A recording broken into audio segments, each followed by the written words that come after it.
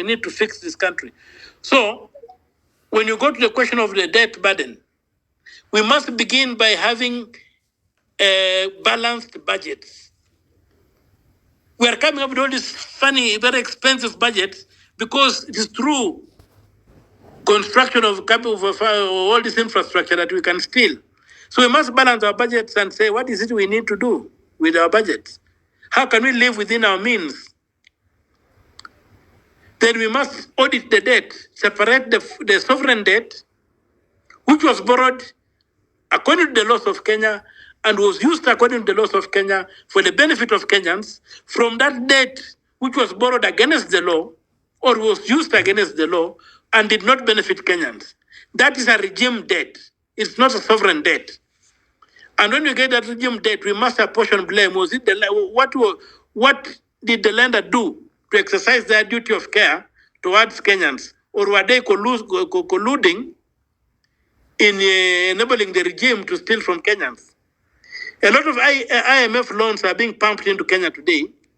When you go to the Appropriation Act, they are nowhere. Parliament has not approved them. Where does the executive get the capacity to borrow these loans and spend them on projects that don't exist in the budget?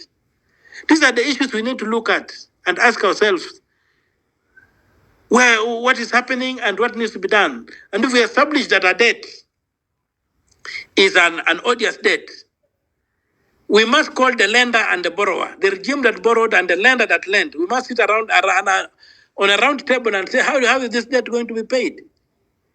Is it an obligation on the sovereign? Or is it not an obligation? Or if it's an obligation on the sovereign has to pay, what happens to the regime owners who borrowed that debt? So those are the kind of things that we are going to look at, and those are some policy areas that we shall look at. So my ideology basically is to run the government for the common good, not for my own selfish purposes and the selfish purposes of my relatives and supporters. So the movement behind me, to begin with, I think it's all people of goodwill.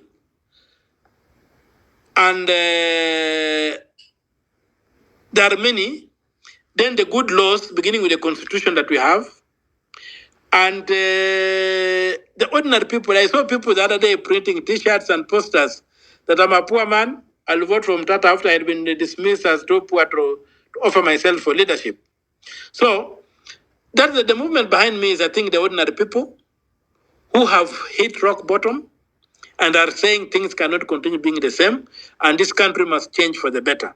And so there are many other things that we can discuss, but most important, in my campaign strategy, I want to disseminate information. I want to carry out political education. I want to be able to show people how abuse of power has got us where we are. So we are going to develop videos. We are going to get educators, and we are going to go down to the ward and engage at the ward level with the armies of volunteers to get the message out, so that Kenyans can come out to liberate themselves. And for those who work with me know that every day I keep on reminding them, I am not the Messiah. There will never be a Messiah here. All of us are in this to sink or to swim together.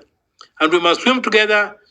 And those of us who may be chosen as captains of the team are just captains, are not indispensable. And we should have many people who can take over leadership and move it. So the important thing is to develop an ideological and policy framework and then look for drivers. We don't want to have drivers and then look for vehicles like it has been happening. And we must realize that Kenya is one big prison right now. And the way we are having is, we are prisoners who want to have a jailbreak. The jail nearly had a jailbreak, but you saw what has happened. The wardens have forgotten their war about who is the chief warden.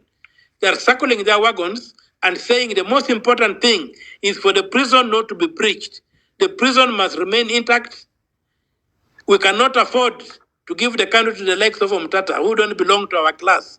So they are regrouping, and more of them are going to regroup, and you'll see them stand out and try to make sure that the prison remains intact. But I think in terms of numbers, in terms of the weapons we have, they cannot keep this prison any longer. unless we choose to be complicit. If we refuse to be prisoners, the prison will go. And emancipation, not liberation, emancipation, total restoration of the people will happen. For those who want to use a biblical analogy of going to of going to Canaan, it's no longer we are no longer looking for Joshua. We must get Nehemiah. We must get people go back to rebuild the temple because we had our freedom. We have our national anthem. We must go back to the basics and say, what do we need to do to get to the destination that is clearly spelled out in our national anthem? So we are no longer going to, we are not in Egypt. We are in Babylon. We are in Babylon because we have messed with our liberty and we have been taken captive because of these messes we have done. So we need to go back out of Babylon. And the leadership we need is the leadership of Nehemiah. And Nehemiah was a very clear professional. So we need our professionals to lead the church. We will also need to see that our professional organizations, societies, do what is necessary. We have had in Uganda, the Law Society of Uganda has struck a judge of the role of advocates because he was a corrupt judge. They did not wait for law enforcement. They did that. I would love to see is it ISPAC? Strike out accountants who do false accounts. I would like to see the law societies strike out lawyers who write for fake contracts. I would like the engineers association strike out engineers who validate fake buildings, who validate fake roads, and who do all those kind of things. And that way, we restore these professions. Then the politicians play a very insignificant role, and anybody can be president of Kenya, and the country will still function. So we must work towards that. And that's why there is no Messiah. All of us have a duty to play. And the dictatorship we must get is a dictatorship of the law. If we get a dictatorship of the law, this country will move forward. Where everybody is subject to the law. If you mess, it doesn't matter whether you're president or whoever you are, the full force of the law will meet you.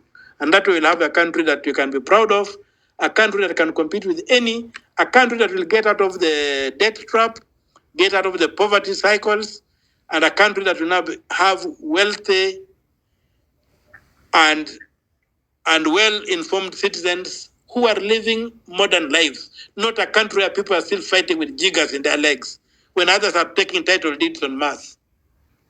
Thank you. Great. Thank you so much, Senator. That was answered a lot of the questions that had been raised. But I'm going to push you on 2 points, and then I'm going to hand over to General China, and then as you think through these points. The first is that the laws of the land are written by the powerful for the sake of the powerful. That is true, under the capitalist paradigm of existence. And so if we have a dictatorship of the law, how do we then ensure that the law is not just further imposing the will of the powerful over the weak, as has happened? And the second is that you answered the question of ideology, but I think you could be a bit more specific, because I think we'd also want to understand, both for the sake of those who want to vote for you and for the sake of those who want to join your campaign, either aspiring as MCAs or as MPs or otherwise, what sort of ideological framework would be guiding the people you choose? Because they cannot just be anybody, and it cannot just be, there has to be an ideological framework that is guiding the sort of, agenda that those people are going to be advancing even at those levels. But as you think about that, let's have General China come in with a submission. Keep it at 3 minutes so that we can keep moving. Thank you so much.